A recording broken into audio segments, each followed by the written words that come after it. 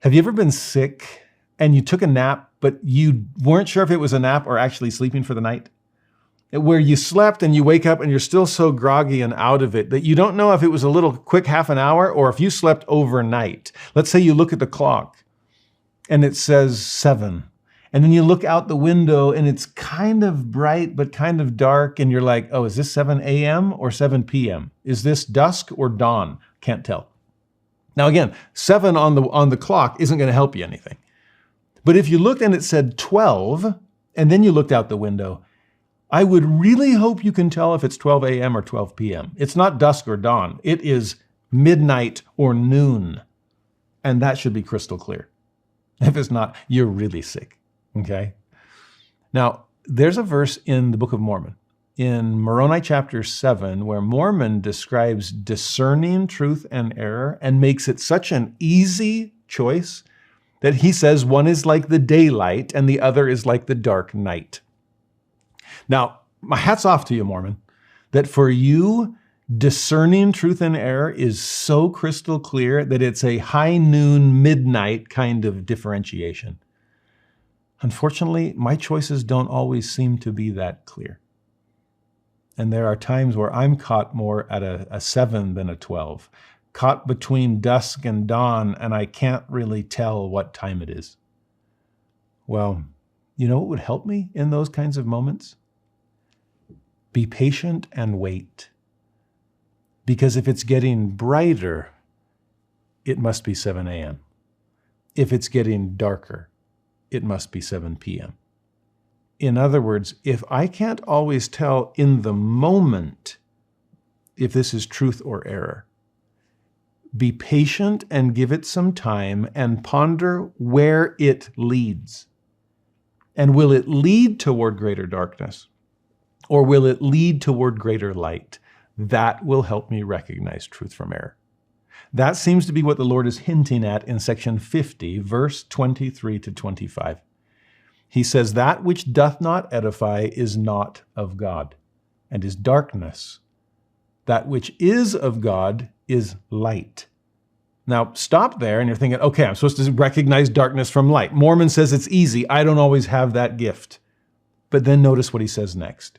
He that receiveth light and continueth in God receiveth more light, and that light groweth brighter and brighter until the perfect day. And again, verily I say unto you, and I say it that you may know the truth, that you may chase darkness from among you. That's how I can discern. Where does this lead? Where will it take me? If I'm assuming this is light and I receive it and I continue in it, do things become brighter still? Does it get me closer and closer to God? Mormon actually gives us that insight in Moroni 7 also. If it's of God, it will edify. Isn't that what he just said? If it doesn't edify, it's not of God. God always leaves us better. Play the long game. Be patient and watch what he's doing with you. But that clarity, that understanding will grow brighter and brighter unto the perfect day. It's not just an on-off switch, it's a dimmer switch, and God is trying to intensify the illumination. If we'll simply lean into it, live into it, we'll understand better than we did.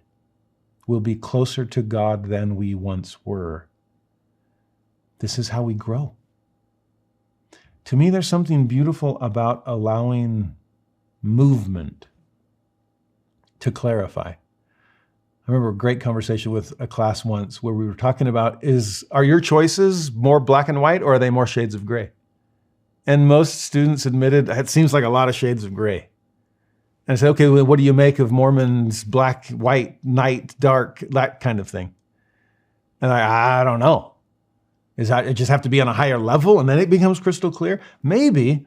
But then I said, imagine this. If it's all shades of gray, isn't one extreme the light and the other extreme the darkness? Well, if I'm at a distance and looking all of this as if it was just kind of theoretical, then yeah, I guess I can see the entire broad spectrum. But let's make it personal. And let's actually get on the spectrum itself and then have a choice to make. And ask yourself this. Here I am caught in the middle of all these options, and it sure seems like a ton of shades of gray. Fine. If I make that decision, though, where will it lead? Where is it moving me? Toward God or away from Him? Toward light or toward darkness? And again, looking at the movement here, progression or regression, is it growing brighter or darker? Now I know. Yes, in the moment it might be a shade of gray, but over time, is this drawing me in one direction or the other?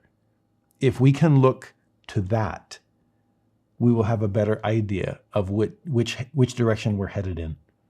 We'll have a better idea of what is coming from God and what is coming from something else. And if it's something else, then we can chase that darkness away.